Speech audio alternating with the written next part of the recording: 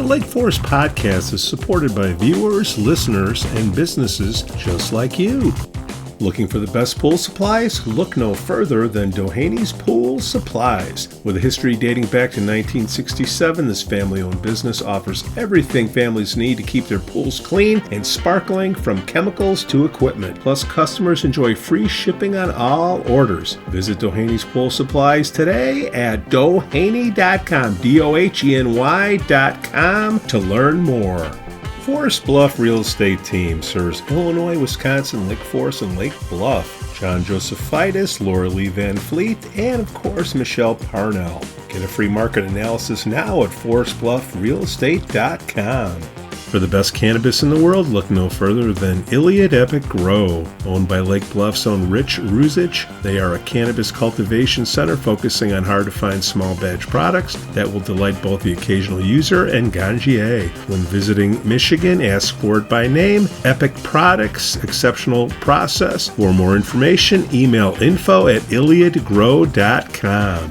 Havey Communications has been helping first responders arrive safely since 1983. It's owned by Lake Forest's own Mike Havey. Check them out at haveycommunications.com.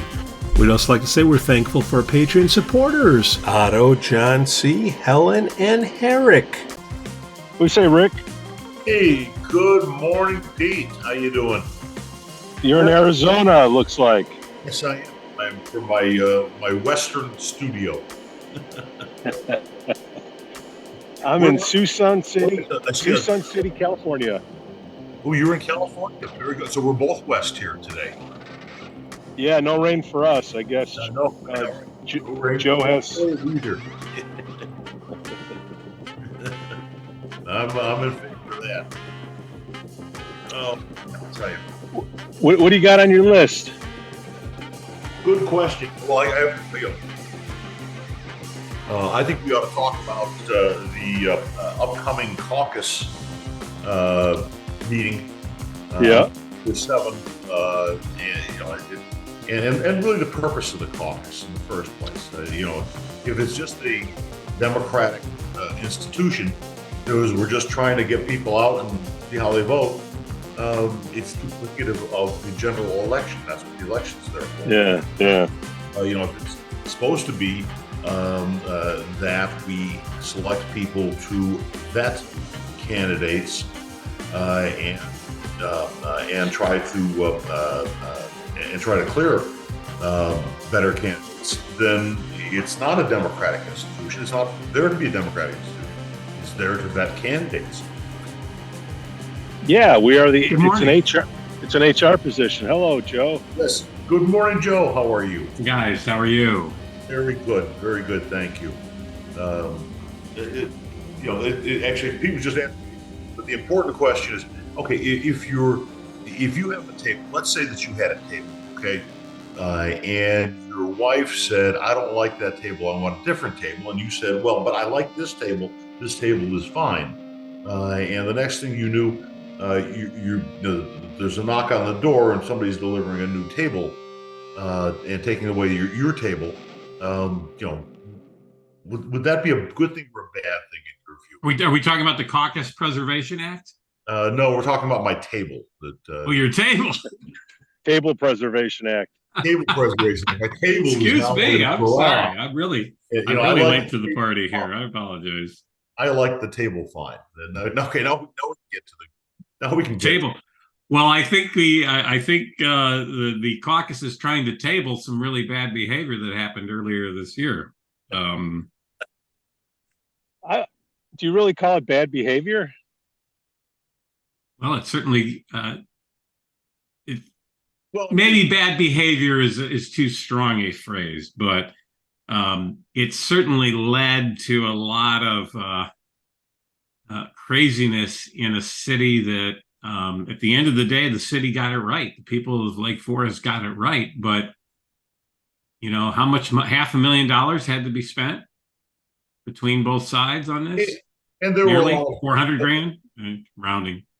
I mean, I think that there are still a lot of hard feelings over the election. Yeah. It's not so much the $500,000 if people want to spend their money on politics as opposed to buying a car or a table that's their right to do, unless of course they tell the wife they don't want to buy that table. I mean, But elections have consequences. I've said that all along. At the end of the day, the voters spoke pretty clearly in April that they liked the way Lake Forest is being run. They wanted Randy Tech to be the mayor, not Prue Beidler. She continues to interject herself into the conversation, both with her op-ed and her recent appearance on the NPR Lake Forest podcast.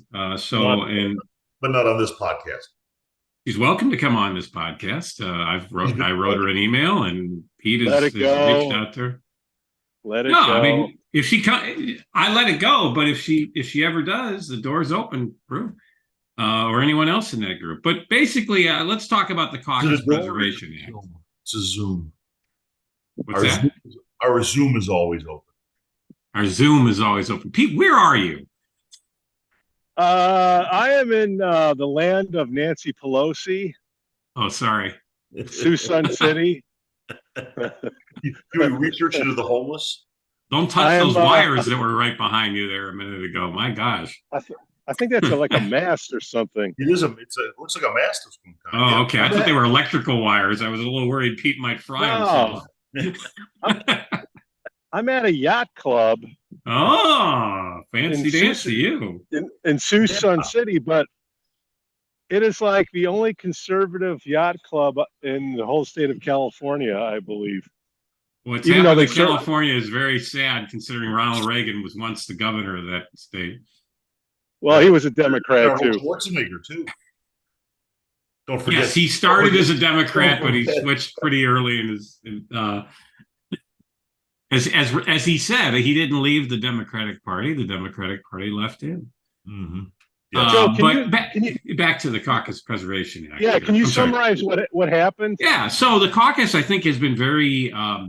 I hate using that word transparent because it gets used a lot and abused a lot. But I think the caucus has been very transparent in what their process is. They sent out an email to everybody on their email list. They've posted it on their website. So I urge everyone to go there. And then there's going to be a vote at their annual meeting on November 7th at the Gorton Center. It's not, and I believe the time range is what, Rick? You said it earlier on the text to me. 4 until 8:30 p.m.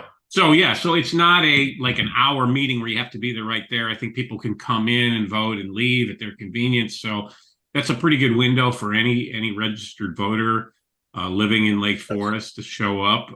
There is no absentee voting. I asked since my son is away at college, but is still a registered voter here in Lake Forest. But nope, you got to show up to vote on this one. So, but point being is, we're having both the Republican Party and the Democratic Party have their primaries, right? And they select their nominees for various offices, president, governor, U.S. senator.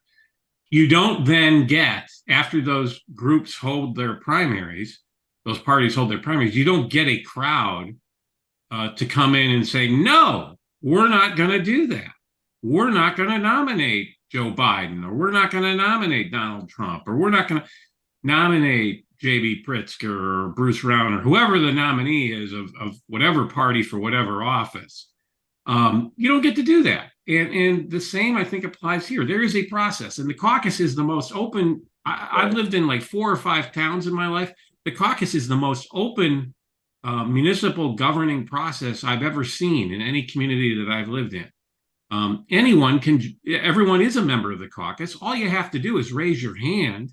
And unless you're going to have a destructive agenda, you're in. You can volunteer. There's plenty of places for you to volunteer, whether it's a board, a commission, being on the caucus. I mean, that is a thankless job, being the caucus president or a member of the caucus, trying to fill all the open positions they have. So you can be part of this process. And Prue Beidler for many years was part of this process. So she should know better than anyone else what that process is.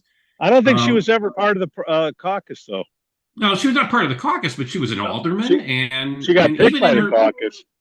she was, yeah, but she was on what, with the cemetery commission and stuff like that, and she was all pro caucus until the caucus wouldn't slate her 3 times. So Well, and that whole route, we've talked about this before, that whole line about that it's not that the caucus wasn't slating women, and that's what prompted her to do what she did. We've debunked that, both with her support for Rod Blagojevich over Judy Bartopinka, but more importantly, with the fact is there are women being part of the caucus, and I'm fully confident that one day there will be a woman mayor of Lake Forest, but it won't be, but it'll be the best candidate of the people applying. And let's go over. yeah. But Joe, let's go over the issue. The issue was they put a loophole in there so people could vote, and nobody can give us a straight answer why they did it.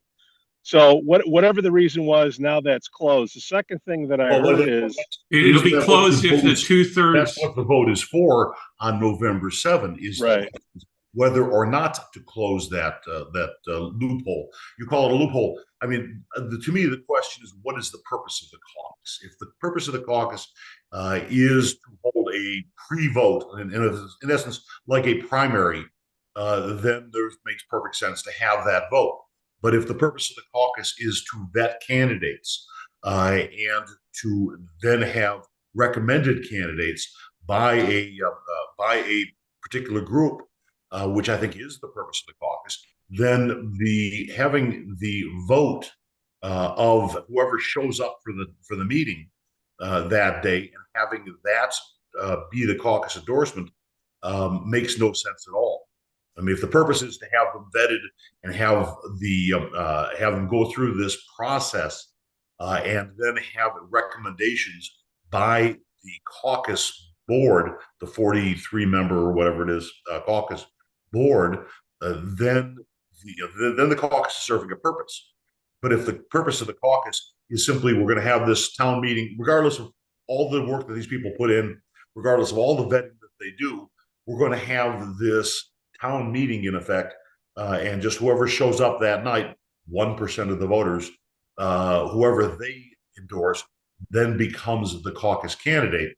That's a very different purpose for the caucus. And so I think this is an existential vote for the caucus. What is its purpose? Is it to have this primary that in effect by having a town meeting, or is it to have a committee of 43 make recommendations to the voters in general over whether or not this candidate is better than that candidate? And I think that is the purpose of the caucus. We'll find out how people vote on November 7th as to whether they want to have the caucus be a democratic institution where whoever shows up for the meeting gets to decide who the caucus candidate are, or if it should be the board of 43 who go through and spend time and effort interviewing the candidates and making recommendation. That's what we're going to find out. Yeah, I mean, they basically want to govern by playing the pack the place game, by mob rule. Right. And it's no different than, I hate to use this analogy because it's not exactly the same, but it's no different than the people storming the Capitol on January 6th, 2021. I mean, they didn't like the results, so they thought they could just storm in and change them. That's not how this works. Everyone gets to vote for their caucus members. All right. You get a little postcard, you select who's on the caucus. And like I said a minute ago, hell, you can volunteer to be on the caucus. They're looking for people to put in the time and the work. So this is, like I said, most open process I've ever seen of any community. Well, right? But they follow that process, and then they decide these are our candidates. Okay. You don't get to then say, hey, let's storm the building and like they did with that vote at the Gorton Center before the election, and make a show out of it. And the caucus rightly kept Randy Tack as the candidate. And like I said, when it was all said and done, the voters spoke loud and clear. Now, if you don't like that, you're welcome to run. Crew is welcome to file as an independent candidate and spend $200,000 Whatever. But at the end of the day, the voters and hire all these Democratic Party political consultants to claim you're and then claim you're running a nonpartisan campaign. But the point being here is there is a process. It has worked for like what 90 years or whatever in this community, and it'll continue to work. And I think they've realized that this loophole was only put in recently. Some have argued that it was planted to stage this coup or whatever, the coup that they were trying to do. So now they're going to correct that and put it back to the process that it really should have been and probably was for all these years. I don't know. I don't go back that far. And I want to say what as to whether they had in fact, this is supposed to be a confirming vote. At least the goal was that the group of 43 would make a recommendation, and then the caucus members attending the annual meeting would confirm that.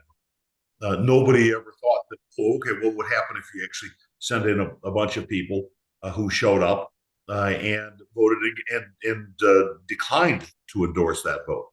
I don't know how long that's really been a part of the caucus, but it certainly doesn't seem to be consistent with having the 43 people go through the whole process, vet the candidates, make a recommendation, and then whoever just shows up at the town meeting gets to toss that aside and pick their own candidate. That seems to be inconsistent with the purpose of the caucus, at least to me. So I will show up and I will vote in favor of the Caucus Preservation Act on November 7th, assuming that the airline lets me get in at that time. Were you flying in that day? Yes. Yeah. Oh. Yeah. Yeah, I'm flying in that day along with the grandkids. This will be a little trip.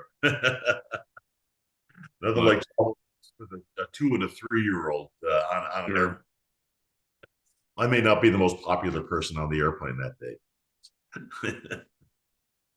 But you'll see. They may hey boys, may behave themselves too.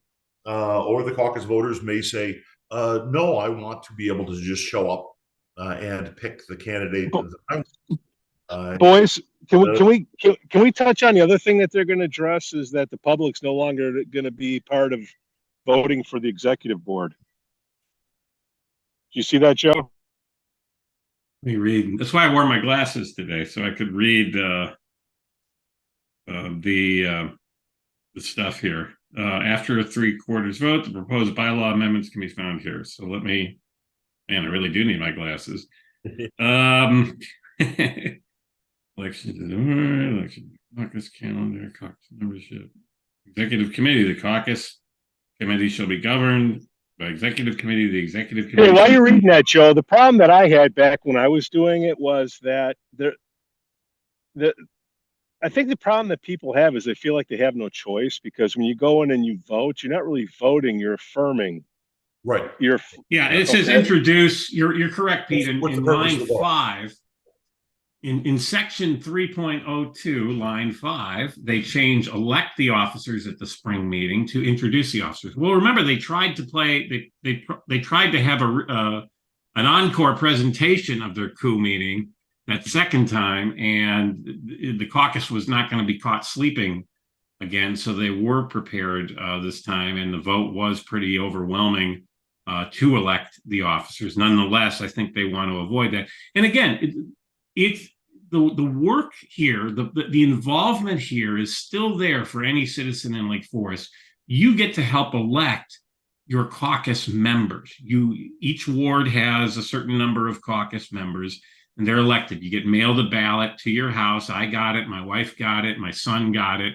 And we all voted for our officers who then get to do it. That's no different than you elect members of Congress who then pass and a president, or you elect members of the state legislature and a governor. You elect members of the city council and a mayor. You vote for a president, but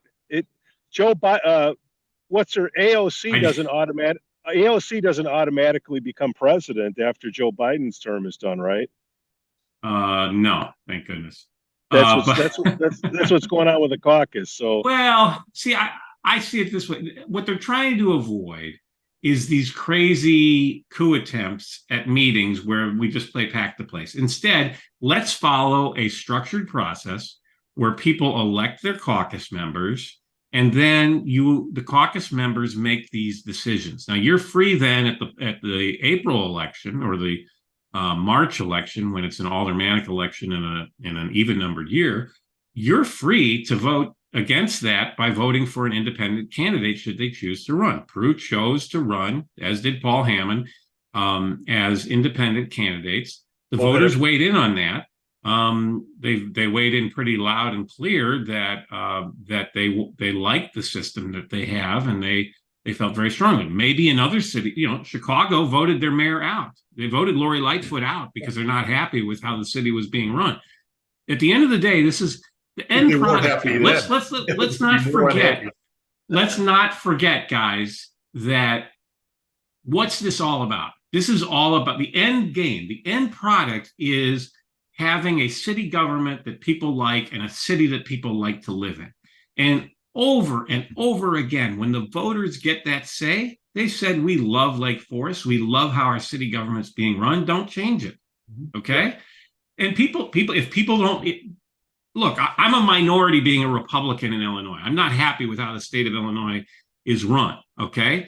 And I vote accordingly when it's time to vote. But I don't get to then storm Springfield and try and stop a meeting of the General Assembly and tell them they can't pass a tax increase that I don't like.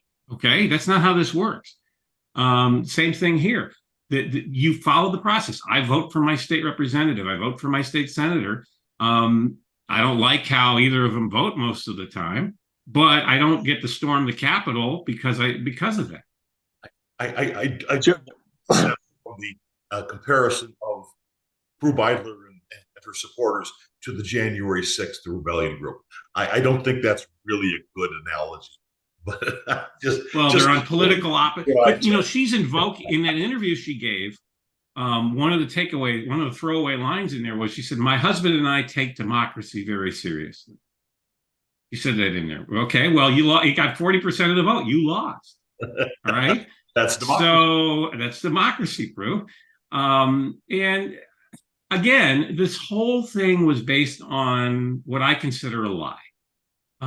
That the caucus doesn't want women to be in city government. That's marketing. It's not a lie. It's marketing. And because they've said we'll slate a woman if she is the best candidate. Look, I'm supporting Nikki Haley for president because I feel she's the best candidate. Is Prue going to support Nikki Haley simply because she's a woman? I doubt it, because I think she disagrees with Nikki Haley on public policy issues, which is fine.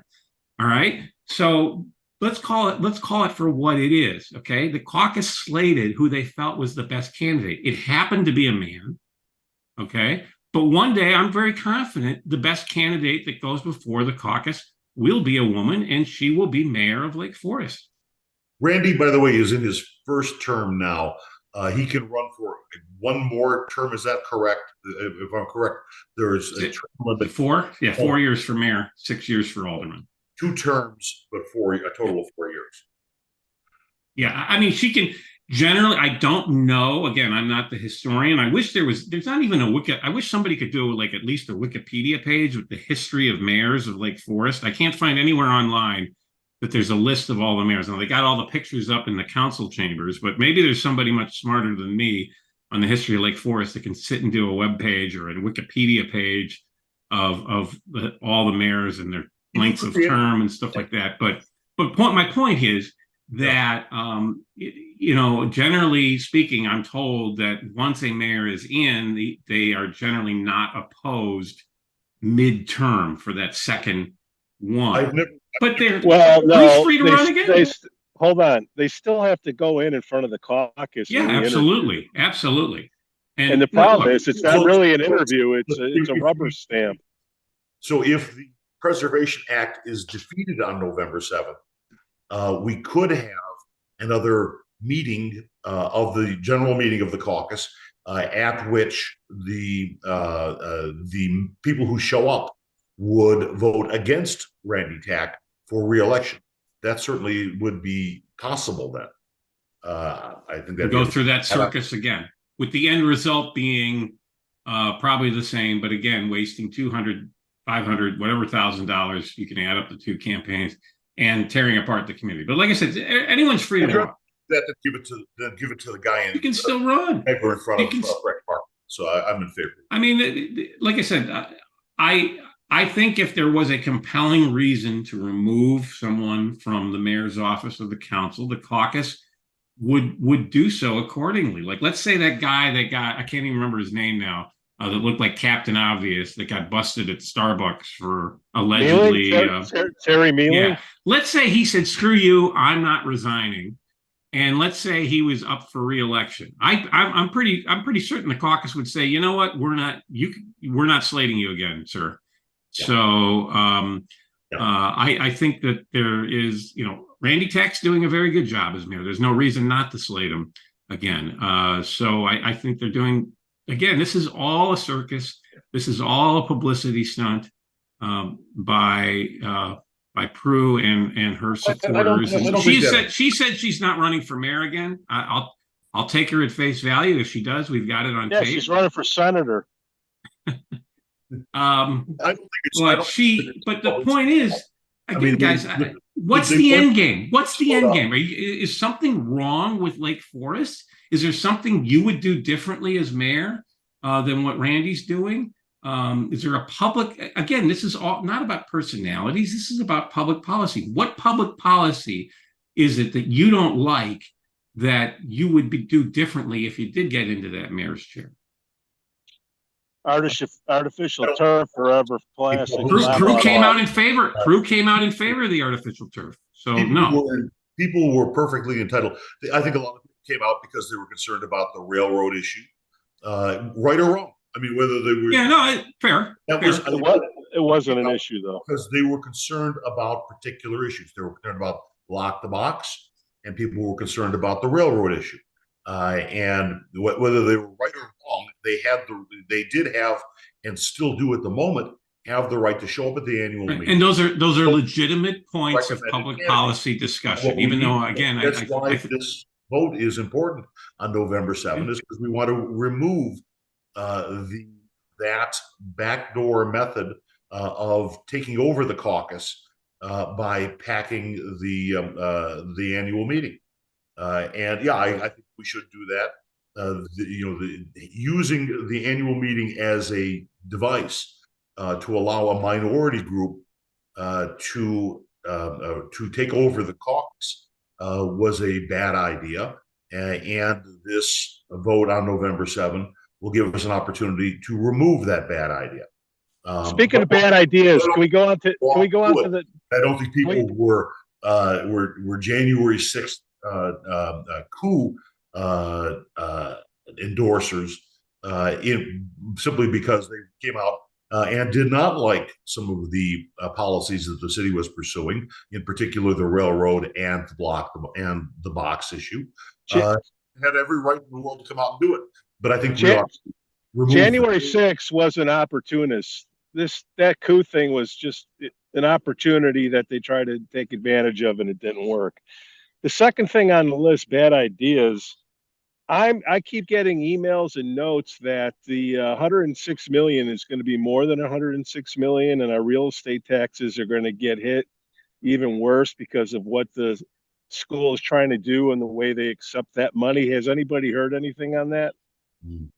I've not heard the specifics like you're talking about in the numbers, but the way it works with the tax. Oh, here, let me finish. The way it works with the tax cap law is once the citizens vote to suspend the tax cap, which is essentially what happened with that vote that passed by 150 votes. The board is unlimited in what it can raise in taxes after that, because way back in the Stone Ages of the 1990s, I believe it was Governor Edgar signed a law that said you can't raise property taxes more than the the 3%. consumer price, what's the consumer price index, or 3%, whichever. or was it 3 or 5? I can't remember the exact number, I but thought it was 3, but I could be mistaken. but there, but it only unless there's a referendum. But there is case law since Edgar signed that bill that says once a referendum is passed, that cap is gone forever. So that means that the school board and future school boards, if they want, they could do a 20% tax hike because they're not governed by the tax cap legislation anymore because of that referendum. All right, here we got to get more information on it. About it in a nutshell, they're going to ask for a lump sum payment of that money. I don't know anything about bonds. Okay, all I know is that if you're old and you need to keep your money, you put them in bonds. That's all I know. If they elect to take all this money in at once, they're going to collect the interest to increase their budget. And in doing so, that will increase the cost of the bonds. And that will get passed on to us. That's what I heard. So yeah, it's a shady way of doing business, but elections have consequences. And by voting for that referendum, it gives the school board carte blanche to do whatever they want. All right. So consequences. Our buddy Matt Montgomery, who, I don't know, I'm like a pit bull on his ankle.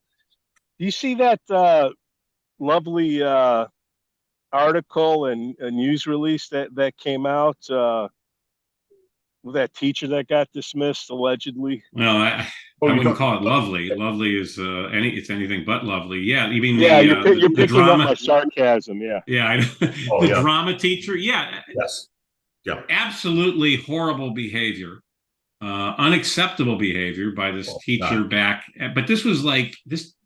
I'm told this teacher stopped teaching there in 2008. Does that sound right to you guys? It was the problem that I hear, and please jump in, is it's not so much what that teacher, obviously what he did was horrible, allegedly, but there's things that have been happening where I saw a quote that Montgomery says, or the court ruling or statement, whatever it is, I'm going to get it wrong, is that the school doesn't owe any duty to keep the kids safe or something like that. And then they pointed to that safe room at the high school, the LBGQ 212 room, and they acknowledge that they have that. So they're kind of in a little pickle there. Has anybody heard anything like that or different? Well, I think that's been an issue going on for a while now. The problem being that the school board had taken the position in court that they had no duty to protect the children from pedophile teachers, which is a reprehensible position to take.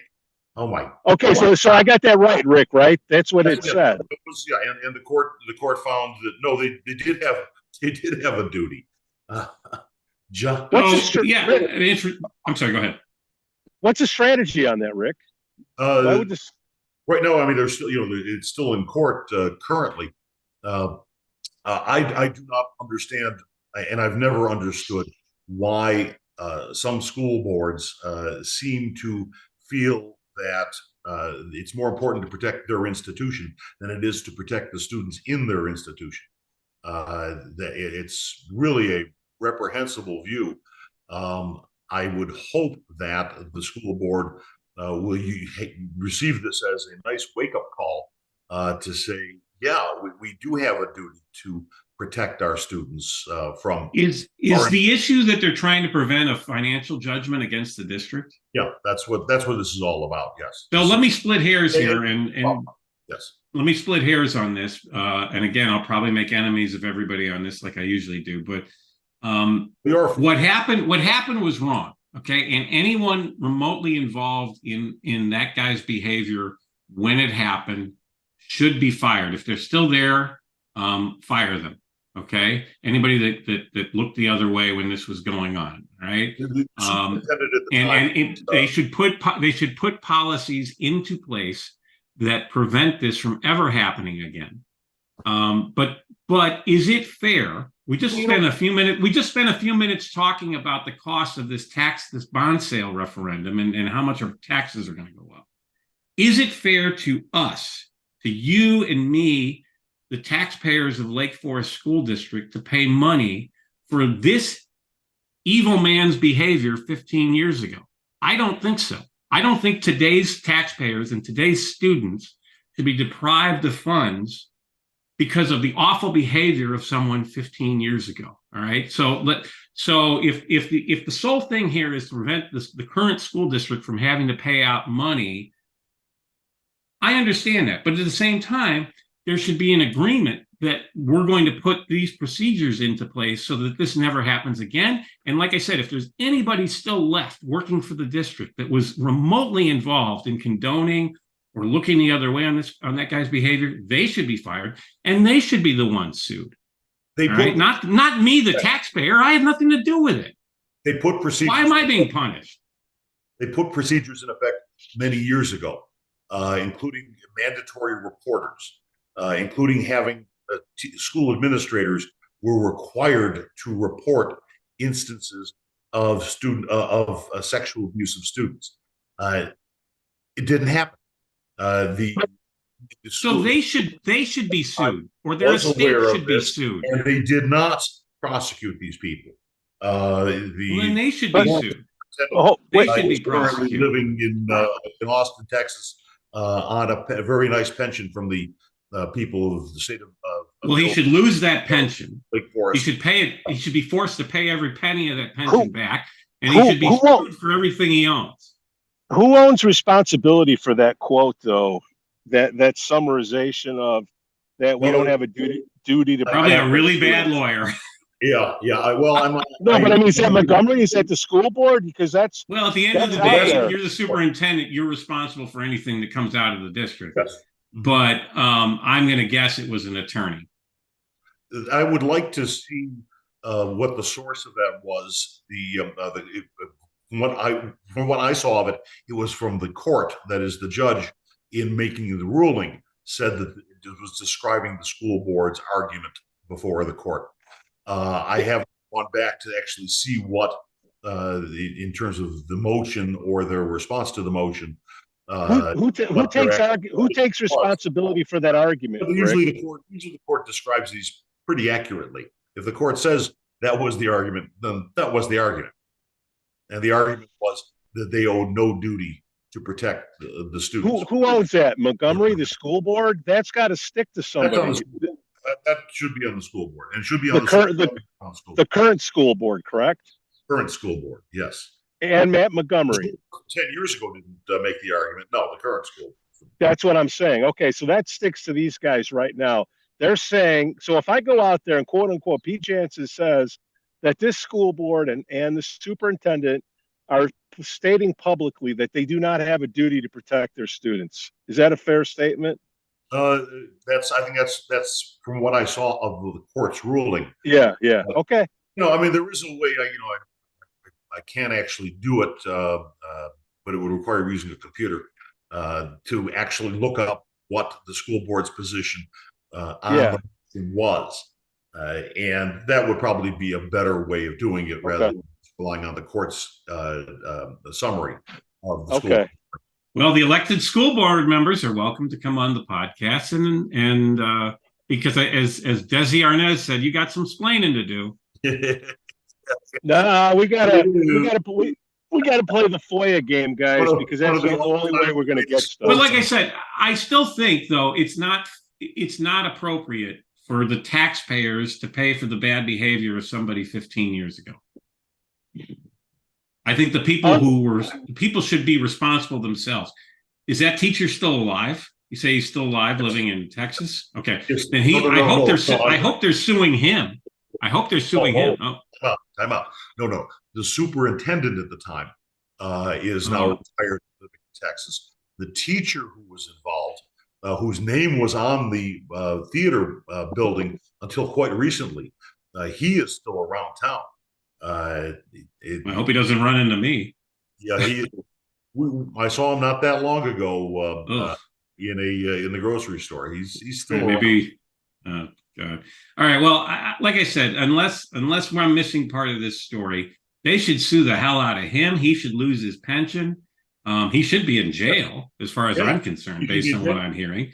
And anybody that enabled or protected him at the time, they should be. And if they're still here, they should be fired and they should be held civilly responsible. But I don't think the taxpayers of Lake Forest and Lake Bluff should be blamed for this or be penalized for this, or the current. Yeah, no, they are. No, bull crap. They are. They do.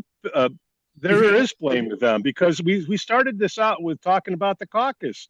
So if you don't give a crap about the caucus, you come in, you got to interview these school board people. These are the ones that hire the superintendent, put everything together, and that you pay for it later. So if you don't give a crap, you eventually will.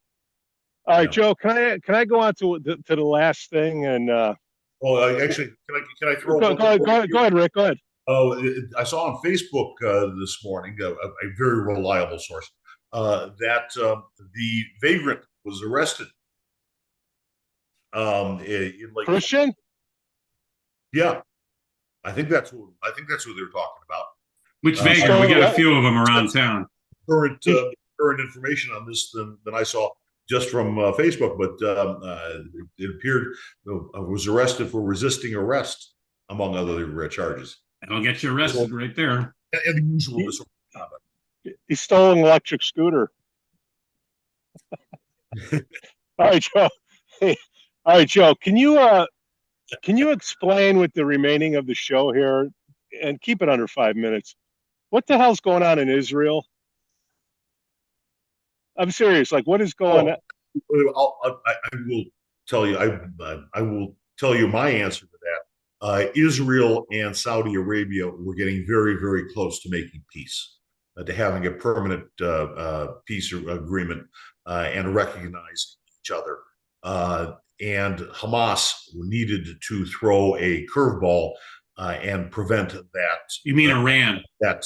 Iran. Well, Iran, Hamas, they're all the same people. But I mean, Hamas, 2 million people, 3 million people. And so they fought. Well, Hamas is the the elected governing party of the Palestinian territory. Okay. Yes. So while I believe the vast majority of Palestinian people are peaceful people, they elected a terrorist organization to run their government. So no different than when the United States bombed German cities during World War II. Israel has every right in self-defense to attack Palestinian territory at this point because of what happened on Saturday, where over 1,000 civilians were killed, and in violation of all international law, women, children were abducted and taken as quote unquote hostages to negotiate the release of terrorists. Okay, that's a violation of every international law. So they always try to hide behind the UN and international law.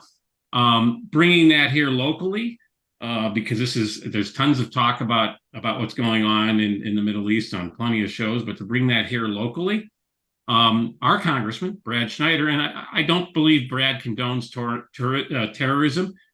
He's spent time in Israel on a kibbutz. When he first ran, way back, he was against the Iran deal, okay? But then he sold his soul to the Democratic Party, and he then flip-flopped on it and now supports the Iran deal, which essentially released $6 billion in aid under the guise of humanitarian relief to Iran, which then, they haven't received the actual money yet, and I hope there's a way to get it back. But it basically, the Iranian government, knowing they had the $6 billion on its way, that freed up resources that they've openly said, we support what Hamas has done on Saturday. We approve of it. So it really poor judgment. You know, when we go back, we had a few shows ago, Mr. Severino said there was no difference between Mark Kirk or Bob Dole and Brad Schneider. I beg to differ, because Mark Kirk and Bob Dole from day one opposed the Iran agreement, continue to oppose the Iran agreement. And Mr. Schneider's Republican opponent next year, Jim Karras, who lives here in Lake Forest, also opposes the Iran agreement, thinks it's a horrible idea. And I wish, like I said, I don't think Brad condones terrorism. I never want to suggest that. And he's been in Israel. I've never set foot in Israel. But he sold his soul. He claims to be this bipartisan independent. Well, this proves he's anything but. He sold his soul to the Democratic Party on this issue. And now the chickens are coming home to roost on. Can I get a bigger picture on this? Is it like Russia, Iran, Hamas screwing with us like we're screwing with Ukraine? And well, I think Iran needed to break up the peace process that was making very good progress between Israel and Saudi Arabia. That would have been a tremendous blow to their hopes of destroying the state of Israel. And this timing of this attack, it was, I think, in order to break up that ongoing process. And utterly reprehensible. We're going to have to, Israel's going to have to defend itself now. And there's no grace. And they will. What do you do with the 2 million people in Gaza?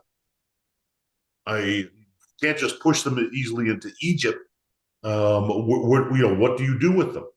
Yeah, and I keep hearing this thing about there's both sides. There's two sides to this issue, and the Palestinian people are being oppressed, which is nonsense.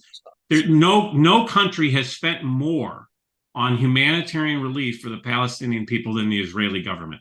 Most of the rest of the Arab world uses the Palestinians as pawns against Israel. So let's keep that in mind, that Israel has done more for the Palestinian people than any other country on the planet. But there's people that want to take both sides and all that, and all this, and bringing it to me here. There's no other side. You all know I'm a former Board of Education member in Niles Township District 219, which was Skokie. I went to Niles North High School. I was extremely upset to learn that there was a rally being held at Niles North. It called a peace demonstration. But it basically went into this whole thing about things on both sides, and there isn't any one side that's a victim. Both sides are victims, and it even used the colors that Hamas uses in their propaganda. And so I was so incensed. So I wrote a letter to the Board of Education and published it on the patch. You're all welcome to read it, and I'll let it speak for itself. But I was pissed off that the Skokie that I grew up in. The Skokie that I had neighbors that were Holocaust survivors. Okay, I saw the tattoos on their arms. And when I grew up there, the Holocaust Museum was in that's now that big building by Old Orchard, was a little tiny storefront on Main Street near my house. And you'd see most of the Holocaust survivors who are unfortunately deceased now, used to see them coming in and out all the time. For anyone in a position of authority at Niles North or District 219 or in Skokie to equate the terrorism against innocent Israeli civilians that happened on Saturday with anything that the Israeli government has done with Palestinians, I was disgusted to see that. So why do I care, Joe? Why do you care? Because that could happen here. I can remember before 9/11. It has happened here. Well, but I mean, think about this. These guys, not only did they launch rockets, okay, we're used to seeing rockets being launched into Israel, okay? These guys they parachuted into a music festival, killed kids at a music festival. They went into houses and ripped people out of their houses, babies, children, tortured them, took their cell phones from them and loaded their Instagrams and videoed the torturing of them so all their friends could see that, okay? And if the houses were locked and they couldn't get in, they set them on fire so the people burned inside their houses. I mean, this isn't about civil rights. This isn't about economic justice. This is pure evil. All right? I get it, but why is it our problem? Because we didn't think 9/11 could happen here. We saw for years all the terrorism in Europe and the Middle East. We thought, that'll never happen in America. This could happen here. All right? Especially when we have one party that thinks it's okay to negotiate with Iran. You don't negotiate with terrorism. Golda Meir, that quote she said, we do not negotiate with people who are trying to kill us. All right? They could slip, especially with all the border security issues we have. Like I said, the vast majority of people coming across the United States border are doing so for economic relief and to get away from horrible life in other countries. All right, just like every immigrant that came to the United States. Very last thing, Joe, on the border. But without any checks or balances at the border, Hamas can send people into this country, just like they snuck them into Israel through tunnels. There's tunnels under the U.S. border, too. Could sneak them in, and you're going to start seeing people raiding the crowd. You're going to start seeing people raiding houses in Skokie or Highland Park or even Lake Forest. Okay, let's connect the dots, because the border must be an issue, because the Chicago mayor went to Texas to see what's going on. Right? He's trying to protect himself because he's in trouble. Talk to me. Is Susan Morris? I think some of the tone that Donald Trump and some of his supporters used early on in the border debate was inappropriate. Okay. Nonetheless, but nonetheless, every other country in the world has a border and enforces the border. Some do it better than others, but we seem to think that any enforcement of border protection is racist, and it's not. Yeah. Okay, you need to have a system that enforces it. You need to have controls. So building the wall, despite all the rhetoric that Trump sometimes uses, which I do think is not the best rhetoric for the Republican Party, but all the rhetoric, we needed to build the wall. Okay, and we needed to enforce the wall. He's adding 20 miles to the wall. Biden is. Well, because he's running for re-election, Pete, and he sees that this is a vulnerable issue for him, right? I mean, and that's why democracy's good, right? Because maybe you'll get out of Biden what we were trying to get out of Trump. I don't resolve the immigration crisis that we are in now, and it is a crisis. I clearly, you can't resolve this without doing two things. Number one, we need to stop, create a wall, create a barrier, have a border that is enforceable. And number two, we need to legalize the people who are here now and assimilate them into American society. This is a two-part problem. But on the other hand, both the Democrats are opposed to that because they don't want to build any kind of a barrier or enforce the border. And the Republicans are opposed to it because they don't want to legalize the people who are here now. So we have an immense problem that needs a solution. It's obviously a two-part solution, but it's political death for anybody, either Democrat or Republican, to favor that two-part solution. You have to stop the border. You have to enforce the border. I'm sorry. You have to have an enforced immigration policy where people don't just get to walk across the border. Then yes, including potential terrorists. There's no vetting these people who are coming across the border. They just walk across, and then they're wandering around American society. We have no idea who these people are. Make it simple. Look at Woodstock. From the Middle East. A lot of them are potential terrorists. But on the other hand, we have no way to stop them, vet them, even barely give them a glance as they walk in. We do have a way to stop them.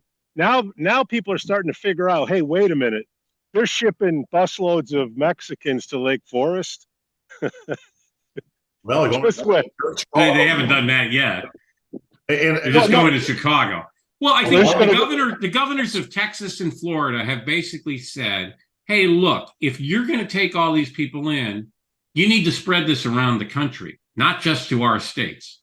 So, hey, Chicago, you say you're a welcome city? Well, prove it.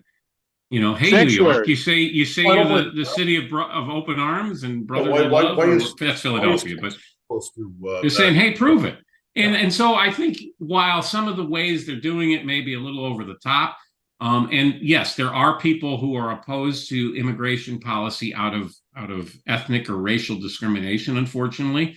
But again, I think there needs to be this is far. I talk to a lot of Latinos who live and work in the United States, and they're concerned about this as well. So I think this is a big issue, way bigger than Lake Forest. But I think it's an issue that Congressman Schneider and Jim Karras, who is his likely Republican opponent. At this point, I think Karras is the only Republican running. There's a difference between the two of them on this issue. How much is a Metro ticket from Ogilvy to Lake Forest? Less than $10. I think I was Okay. 50, something like that. Yeah. Okay, and how much is it per day to house one of those immigrants? I've never housed one, Pete. So Let's just say more than $5 or $10. I mean, how much does it cost for you to live every day, right? So, well, you might live on the cheap, but It's expensive. I'm on the cheap. I'm just saying, It's expensive. if that Chicago mayor's going to Texas, I could see him loading up on Metro tickets, passing them, and say, "All right, Highland Park, Glenview, Lake Forest," and let's see how everybody is going to have. Well, I think I saw in the news last night there was a controversy in Joliet about the Joliet Township government taking money from the state to accept asylum seekers or whatever group there were. So there is a movement to try and put them out in the suburbs. So a fair question on the federal level for Congressman Schneider, but also on the state level for Senator Morrison and Representative Morgan. Where do you stand on this? What's your thoughts? We'd like to hear what you think. Well, immigrants homeless, right? Yep, you can't get any more homeless than somebody who walked here from Venezuela. So does that mean an immigrant has the same rights as a homeless person? Well, that'd be a lot of rights. The homeless Bill of Rights obviously would apply. Well, again, when Senator Morrison returns from her trade mission to Germany that she posted, what the hell is she doing in Germany? But as a state, I could see a federal legislator going there, but a state legislator. We the taxpayers are not, in fairness to the senator, we the taxpayers are not paying for that trip. It's being paid for, I believe, by the German government. No, we've been paying for her trip the last how many years she's been in office? Well, we're paying. Yeah, I'd like to ask her first and foremost about all the tax increases she voted for over the years, but to the bigger picture here of I think these are fair questions for our federal and state legislators to be asked. When Senator Morrison appeared on the other podcast, she wasn't asked any of that, I believe. So Gentlemen, I think these are questions we need to ask her here. So Senator Morrison, come on. Representative Morgan, come on. Congressman Schneider, come on. No longer the game. No, that's not the game plan anymore, ladies and gentlemen. The game plan is you call up their office and you ask them. Well, every citizen does have a right to do that. Yes, absolutely. We have thousands of people that watch and listen to this. Call them up. They don't want to come on. Great. Call them up and ask them. See, Brad, it's a lot easier to just come on the show, like you told us you would at the parade. Screw that guy. Unless he comes on the show. You can quote Maybe me on he will. that. Maybe he will. Prove us wrong. Yeah. Prove Pete wrong. Let's play a game. Prove Pete wrong. Pete is 90% right. Well, prove he's 10%. Get in the 10% hole. I think I'm feeling okay, boys. Guys, moment of silence for the football scouts. They took a drubbing last week. Sorry about that. Yeah, tough time. So are they out of the playoffs? What's the deal? Or they still got a shot? I think they get 6 wins. This is now I'm out in Arizona, and the Diamondbacks are leading 2-0 over the Dodgers, and tonight is hopefully going to be the Diamondbacks' opportunity to clinch their role into the NLCS. The Braves came back though in that game and tied up the series with Philadelphia, preventing a redux of the very popular country song right now by Morgan Wallen called 98 Braves, about the 1998 Atlanta Braves, who were like the best team in baseball that year, and then got tripped up in the playoffs by the Padres. So Morgan Wallen, who was like a little baby in 1998, has a song called 98 Braves, which compares that to his relationship with a girl or woman in the song, and how we fell apart like the 98 Braves fell apart. So the joke online when the Braves were losing was Morgan Wallen's going to write another song now. But let's see. I still, if I was a betting man, would bet on the Atlanta Braves to win the World Series. They're To me, they're the best team in baseball right now, but let's see how it goes. About to break up with Travis Kelce. What's it? I'm waiting for the Taylor Swift's new song. That's marketing. I mean, every time there's a Chiefs game, all they do is show pictures of Taylor's. Well, they got to make up for they don't have Aaron Rodgers to showcase every week with the Jets. So this is how they make up for it with the ratings. And then Hawks win 4-2. Yeah, that kid got a point. Bedard. Oh yeah, good. He's younger than my son. He seems like a really nice young man, Connor Bedard. Very much so. And I just hope I look at this. I would be nice too. I look at this. Hey, I look at this as a father of a kid the same age, that this kid is under pressure of a whole city to turn around a franchise. Ooh, that's a lot of pressure. But he seems to be handling it very well. Those kids in Canada like him, they come out of the womb playing hockey. So he's been playing hockey since he was able to wear a diaper. It seems like so. I wish him well. And look, we don't have a lot to celebrate sports wise these days here in Chicago. So more power to him. And I know we got our friend Jeff. His restaurants are very sports oriented and very hockey oriented. So I hope it's good for business for him as well as the other businesses here in town. Because look, let's face it, for a long time, Blackhawks games, nobody wanted to watch them, right? Let's go back to the days of Blackhawks games being big events. Yeah, they weren't on TV, so you couldn't watch them if you wanted to. Well, that was old man words. No, but just remember in the mid '90s, man, the Bulls put a lot of money into this town. Yeah, watching at the bars and clubs and whatnot. So they sure did. They sure did. Hey, by the way, the Bears in the late '80s did too. Hey, but the Bears. Hey, let's talk about the Bears. They came back and beat. They finally won. Yeah, they actually finally. Bears finally won a game. Hey, 1-4 against Denver. Boy, Sean Payton really looks like an idiot these days. But I thought they won 2 games. Going after the Jets. They won 2 games. They lost to Denver. Denver beat them. And then Denver lost to the Jets after Sean Payton. And the Bears blew out Washington, the only team that's worse than Chicago. Or Washington, that's right. They didn't beat Denver. I'm sorry. You're right. All right, gentlemen. I'm at longitude. All right, I'm going to a baseball game this afternoon in Arizona. They have a fall league where they have a lot of the talented single A players play in they kind of do a mashup of all the different teams with their best single A players. And play a fall instructional league game. So I'm going to see that this afternoon. I think maybe you're going to Arizona playoff game. My friend Chuck Helander, who lives down here now, Helander used to run a tremendously successful retail store in Lake Forest for many decades. It was virtually synonymous with Market Square. So I'll say hi. Any relation to the former Lake County clerk? No relation to but they're both Helanders, you're right. But no relation that I know of. You should ask Chuck again. All right, boys. Have a great weekend. Smell you. Go Scouts. Go Scouts. Bye. The Lake Forest Podcast is supported by viewers, listeners, and businesses just like you. Looking for the best pool supplies? Look no further than Dohany's Pool Supplies. With a history dating back to 1967, this family-owned business offers everything families need to keep their pools clean and sparkling, from chemicals to equipment. Plus, customers enjoy free shipping on all orders. Visit Dohany's Pool Supplies today at doheny.com, DOHENY.com, to learn more. Forest Bluff Real Estate Team serves Illinois, Wisconsin, Lake Forest, and Lake Bluff. John Josephitis, Laura Lee Van Fleet, and of course Michelle Parnell. Get a free market analysis now at forestbluffrealestate.com.